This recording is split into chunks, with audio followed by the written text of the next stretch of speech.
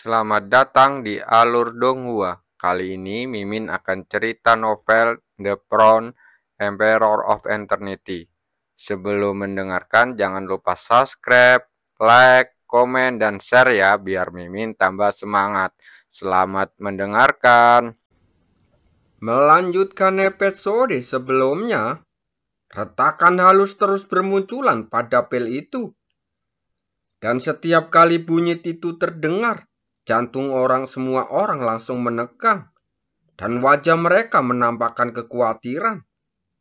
Melihat penampilan pel ini, sepertinya tidak ada peluang untuk menyelamatkannya. Sayang sekali, padahal itu hanya sedikit lagi. Semua orang menggelengkan kepala saat mendesah. Kalau saja lebih awal, mungkin ramuan itu bisa diperbaiki dengan sukses dan tidak akan berakhir seperti ini. Tinggal selangkah lagi, Yahuan tampak frustasi, lalu menggelengkan kepalanya dengan ekspresi bingung.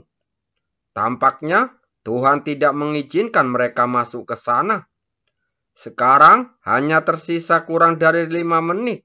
5 hari hingga momen yang terjadi sekali dalam seabad itu. Karena tidak cukup bahan obat, mustahil untuk menyelesaikan pemurnian pil kedua. Semua orang tampak tertekan, tetapi Cukuangseng tidak bergerak. Selama pil itu belum pecah, masih ada kesempatan untuk menyelamatkannya. Dia melambaikan tangannya, lalu api yang berkobar naik, langsung menyelimuti pel yang hendak pecah itu. Di tengah terik panas, pel itu tampak perlahan mencair, lalu berubah menjadi cairan dengan wangi ramuan yang harum memancar darinya. Apa yang akan dilakukan orang ini? Ekspresi Hongyo langsung berubah saat dia menatap pel itu dengan bingung. Mungkinkah tindakan Cukuangseng dimaksudkan untuk melelehkan kembali ramuan itu? Ini tampaknya seperti tugas yang mustahil. Mata Yahuan berkedip-kedip dan sedikit keraguan melintas di matanya. Mungkinkah anak ini benar-benar ingin melelehkan kembali ramuan itu? Untuk sesaat, semua orang yang hadir perlahan-lahan menjadi tegang. Dan semua mata mereka tertuju pada kuali alkimia.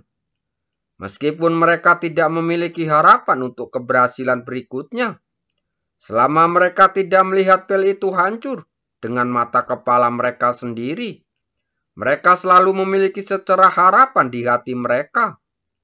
Wajah Cukuangseng tampak serius. Dia memusatkan seluruh pikirannya pada kuali alkimia, mencoba mengendalikan suhu api dengan segenap hatinya. Tentu saja, dia melakukan ini bukan untuk mencairkan kembali ramuan itu. Belum lagi metode ini memiliki tingkat keberhasilan yang hampir nol. Bahkan jika dia diberkati oleh dewa keberuntungan, dia tidak memiliki cukup kekuatan mental untuk melanjutkannya. Oleh karena itu, tujuannya adalah untuk melelehkan permukaan pil. Karena tadi ketika kekuatan mentalnya menembus ke dalam pil, dia menemukan bahwa retakan itu tidak mempengaruhi bagian dalam pil, tetapi hanya bertahan di permukaan. Dalam kasus ini, ia hanya perlu memperbaiki kembali lapisan permukaan pil untuk memperoleh peluang memperbaiki pil tersebut dengan sukses. Cukuangseng menarik nafas dalam-dalam dan perlahan menutup matanya. Saya harap ini akan berhasil. Dia memperbaiki ulang permukaan pel itu juga bersiku. Jika ada kesalahan, semuanya akan hilang.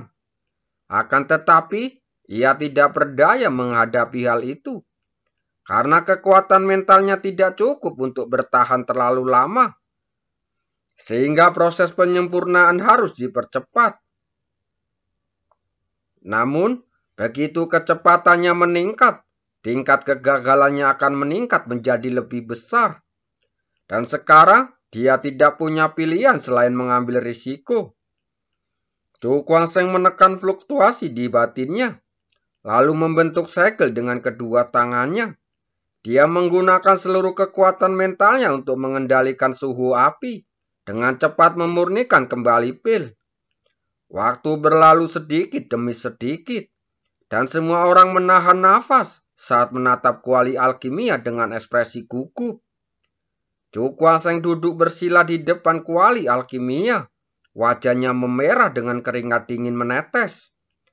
Karena pikirannya yang tegang dan kekuatan mentalnya yang hampir habis, seluruh tubuhnya sedikit gemetar dan wajahnya berangsur-angsur berubah, memperlihatkan rasa sakit dan penderitaan yang sedang dialaminya saat ini.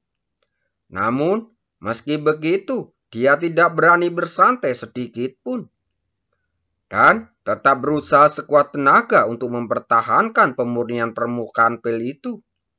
Karena dia tahu betul bahwa begitu dia memilih untuk menyerah, semua usaha sebelumnya akan sia-sia. Mengingat sifatnya yang keras kepala, dia tentu saja tidak ingin melihat hasil ini. Bertahanlah sedikit lebih lama. Chu Kuang-seng terus memaksakan diri. Ia bisa bertahan sedikit lebih lama untuk meningkatkan peluang keberhasilannya. Ia terus-menerus terengah-engah, dan setelah 1 jam, rasa sakit yang menusuk di kepalanya hampir meledak, dan perasaan tidak berdaya yang luar biasa menjalar ke seluruh tubuhnya, menyebabkan ia jatuh terlentang. Pada saat terjatuh, dia mati-matian mengerahkan sisa tenaga mentalnya untuk memadamkan api. Keberhasilan atau kegagalan tergantung pada kehendak Tuhan. Seluruh tubuh Chu Kuang-seng langsung lemas, punggungnya menempel kuat di tanah. Kini ia telah kehabisan tenaga terakhirnya. Dan apakah ia dapat berhasil sepenuhnya tergantung pada kehendak dewa. Pada saat ini, kuali alkimia tiba-tiba bergetar hebat. Dan cahaya ungu tua melesat ke langit, lalu melayang di atas alun-alun. Semua orang terburu-buru melihat pel bundar halus yang melayang di langit. Aroma pel yang kuat tercium darinya, menyelimuti pil itu dan membuatnya tampak lebih sempurna. Berhasil, semua orang tercengang sesaat, lalu terdengar gelombang sorak-sorai. Di saat mereka semua sedang putus asa, orang itu benar-benar berhasil memurnikan ulang pel tersebut. Wajah Yahuan dipenuhi dengan kekaguman. Dia menatap sosok muda itu dengan ekspresi penuh ketidakpercayaan. Meskipun proses penyimpanan pil sebelumnya tidak bisa disebut menggemparkan, tetapi teknik luar biasa berjalan di ujung pisau tetap membuatnya sangat terkesan. Ia tahu betul bahwa bahkan jika dia tidak menderita serangan balik apapun, peluang untuk berhasil menyelesaikan pengembalikan ini kurang dari 10%. Dan sekarang, pemuda di depannya benar-benar melakukannya. Bukan hanya dia, Hong Yo juga sangat terkejut. Dia menggelengkan kepalanya dan wajahnya terasa panas. Penghinaan sebelumnya sekarang benar-benar menjadi tamparan di wajahnya. Dibandingkan dengan keterkejutan semua orang, wajah Huang Fusang menjadi lebih suram. Pemandangan di hadapannya adalah apa yang tidak ingin dilihatnya, sekaligus apa yang paling tidak ingin dilihatnya. Bajingan ini benar sungguh-sungguh beruntung, ucapnya dengan niat membunuh di matanya. Akan tetapi, dalam situasinya saat ini, sekuat apapun hasrat membunuh di dalam hatinya, dia tidak akan berani mengambil tindakan. Sebab hal itu akan mengundang kemarahan publik. Hasil seperti itu bukanlah sesuatu yang dapat dia tanggung. Chu Kuang-seng mengeluarkan beberapa pil, lalu memasukkan ke dalam mulutnya. Setelah rasa sakit di kepalanya sedikit mereda, dia berdiri dengan bantuan Hun Feng. Tuan Muda Yao, bisakah kita umumkan beritanya sekarang? Dia menatap Yahuan lalu berkata dengan lemah. Meskipun suaranya tidak keras saat terdengar, suasana yang gaduh itu langsung menjadi sunyi. Dan banyak sekali mata yang memandangnya. Yahuan menahan kegembiraan di wajahnya lalu mengangguk. Ekspresi serius dan suara rendah keluar dari tenggorokannya. Saya bertanya-tanya, apakah semua orang pernah mendengar tentang sumber kutukan itu? Sumber kutukan? Ketika kata ini terdengar, wajah orang-orang yang hadir tiba-tiba langsung berubah. Dan keterkejutan muncul di wajah mereka. Dengan pengetahuan yang mereka miliki, bagaimana mungkin mereka tidak tahu tentang tempat yang terkenal bahaya itu di benua hidup dan mati ini? Ekspresi Chu Kuang-seng juga terkejut, dan matanya yang gelap memancarkan cahaya yang kuat. Sumber kutukan? Apa maksud Yohuan? Mungkinkah ada jejak sumber kutukan di sini? Memikirkan hal ini, dia tanpa sadar melihat sekeliling, tetapi tidak menemukan apapun. Di matanya, ini hanyalah daratan biasa, dari mana sumber kutukan itu berasal. Tuan Mudayo, apa maksud Anda dengan ini? Beberapa orang tidak dapat menahan keraguan di hati mereka saat bertanya. Wajah Yohuan tampak serius dan dia berkata dengan suara yang dalam. Saya pikir Anda tidak memiliki pemahaman yang mendalam tentang sumber kutukan. Jadi saya akan memberikan pengantar singkat di sini. Yang disebut sumber kutukan adalah daging seorang master kutukan kuno. Tubuh itu memiliki spiritualitas yang tidak dimiliki oleh harta karun biasa. Dan tidak akan tinggal di tempat yang tetap. Memiliki jiwa, semua orang langsung terkejut. Sumber kutukan ini ternyata memiliki jiwa yang hanya dimiliki oleh makhluk hidup. Namun, jika dipikirkan dengan seksama, ada alasannya. Karena sumber kutukan ini sebenarnya adalah mayat. Yang sangat berbeda dengan tanah harta karun biasa. Wajah Chu Kuang-seng langsung berubah. Dia belum pernah mendengar berita mengejutkan ini sebelumnya. Sumber kutukan itu sebenarnya adalah tubuh fisik si pengutuk. Apa sebenarnya maksud Tuan Mudayo dengan perkataannya ini? Seseorang bertanya sambil mengerutkan kening. Yohuan langsung tersenyum, lalu menatap ke arah cakrawala yang jauh di seberang kerumunan. Di sana ada bulan purnama terang benderang dengan cahaya dingin yang terpancar darinya. Namun, jika diperhatikan dengan seksama, di bawah bulan purnama, samar-samar terlihat sebuah benda bulat yang kabur. Berbeda dengan cahaya dingin yang dipancarkan bulan purnama, benda bulat itu dikelilingi oleh cahaya yang panas. Benda ini sebenarnya adalah matahari besar. Tatapan Yohuan jatuh pada matahari yang kabur, dengan cahaya aneh yang berkedip di matanya. Dalam beberapa hari, akan tiba saatnya matahari dan bulan muncul pada saat yang sama. Pada saat itu, energi yin dan yang akan bertemu. Dan sebuah penghalang akan terbuka. Dan di balik penghalang ini adalah sumber kutukan. Mendengar ini, mata semua orang tiba-tiba terbelalak. Dan tatapan mereka dengan cepat beralih ke matahari yang kabur. Mereka tentu pernah mendengar tentang matahari dan bulan yang bersinar bersama.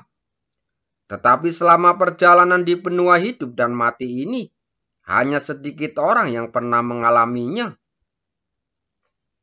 Lagi pula, tempat ini hanya akan dibuka sekali dalam entah berapa tahun.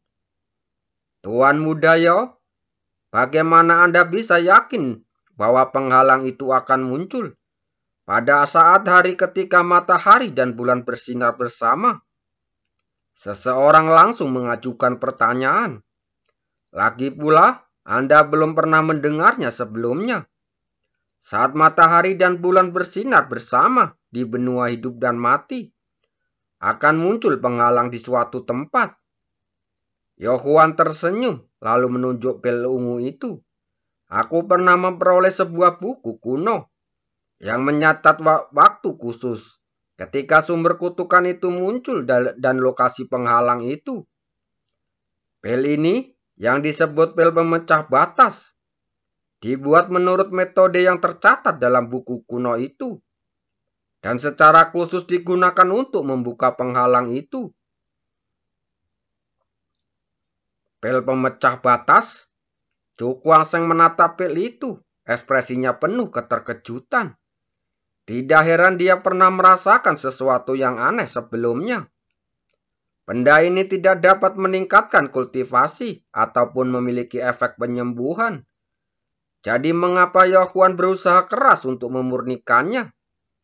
Ternyata benda ini adalah kunci untuk membuka penghalang. Yaohuan melirik orang-orang yang sedang berdiskusi, lalu melanjutkan. Ketika matahari dan bulan bersinar bersama, aku akan menggunakan pel pemecah batas ini sebagai panduan untuk menarik penghalang. Kemudian kita akan mengumpulkan kekuatan semua orang untuk membuat lubang di dalamnya dan kita bisa memasuki sumber kutukan. Aku ingin tahu seberapa yakin Tuan Mudayo dalam menghancurkan penghalang itu. King Tianhe mengerutkan kening saat bertanya. Penghalang ini adalah sumber kutukan. Bahkan dengan bantuan pel penghancur batas, bukanlah tugas yang mudah untuk menghancurkannya. Yaohuan tersenyum. Sulit untuk mengatakan seberapa yakinnya. Itu tergantung pada situasinya. Namun, saya yakin bahwa selama semua orang bersedia bekerja sama, masih ada peluang besar untuk menembus penghalang tersebut. Begitu kata-kata itu diucapkan, kerumunan orang menjadi gelisah, dan banyak orang yang wajahnya langsung berubah dengan ekspresi yang tampak ragu. Mereka bukanlah orang yang bodoh. Bagaimana mungkin mereka tidak mengerti kata-kata yang ambigu seperti itu? Namun, kata sumber kutukan sangatlah menarik. Aku pikir kamu tidak akan menyesal datang ke sini, kata Yaohuan sambil tersenyum. Setiap orang memiliki hati yang beruntung dan percaya bahwa di sana terdapat tanah harta karun yang disebut sumber kutukan. Kebanyakan orang akan menantikan kesempatan itu dan tidak ingin kembali. Tuan Mudayo, Anda bercanda. Kalau begitu, mengapa kita menunggu di sini selama beberapa hari? Tawa terdengar satu demi satu di antara kerumunan. Yaohuan menangkupkan kedua tangannya lalu berkata sambil tersenyum. Mari kita datang ke sini lagi dalam 3 hari. Setelah selesai berbicara, dia melambaikan tangannya untuk menyimpan kuali obat. Tuan Muda Chu, pil pemecah batas ini. Dia melirik pil ungu itu lalu menatap Chu Guangsheng. Chu Guangsheng tersenyum tipis. Tuan Mudayo akan menyimpan untuk saat ini. Keadaan saat ini tidak begitu baik dan tidak baik menyimpan pil pemecah batas padanya. Selain itu, benda ini hanya digunakan untuk membuka penghalang. Dan tidak peduli siapa yang menyimpannya, benda ini akan tetap sama. Mendengar ini, Yaohuan tidak lagi bersikap sopan. Dia melambaikan tangannya, lalu menghisap pil pemecah batas ke tangannya. Semuanya, saya permisi dulu. Dia membungkuk lalu berbalik untuk pergi. Melihatnya pergi, Liu Tianming, Chen Yi, dan yang lainnya juga pergi satu demi satu untuk kembali ke kediaman masing-masing. Ayo kita pergi juga. Chu Guangsheng mengangguk pada Hun Feng dan mereka berdua segera meninggalkan alun-alun. Saat sosok-sosok melintas satu demi satu, alun-alun sederhana ini kembali kosong. Cahaya bulan yang menyinari membuat hawa menjadi dingin. Di puncak gunung, di dalam sebuah gua sementara, aku harus memulihkan kekuatan mentalku sesegera mungkin. Chu Guangsheng menarik nafas dalam-dalam dan perlahan menutup matanya. Sekarang, kekuatan mentalnya hampir habis. Jika dia tidak segera pulih, itu akan sangat mempengaruhi efektivitas tempurnya. Dia membentuk segel dengan kedua tangannya, menggulung tenggorokannya, dan beberapa pil di mulutnya jatuh ke perutnya. Kekuatan spiritual yang bergulung-gulung itu menyapu, dan akhirnya setelah beredar di sepanjang meridiannya, semuanya mengalir ke dantiannya. Dantiannya yang awalnya sangat kering, kekurangan kekuatan spiritual, sekali lagi memiliki kekuatan spiritual yang melonjak. Waktu berlalu perlahan di dalam gua ini. Selama waktu ini, kekuatan spiritual di dalam gua menjadi semakin padat, dan tekanan kuat menyebar samar-samar. Suatu hari, mata Cukuang yang tertutup rapat tiba-tiba terbuka, dan pupil matanya yang gelap kembali cemerlang seperti semula, dengan warna yang dalam terungkap di matanya. Sumber kutukan. Kemudian sosoknya sudah menghilang dari dalam gua. Terima kasih.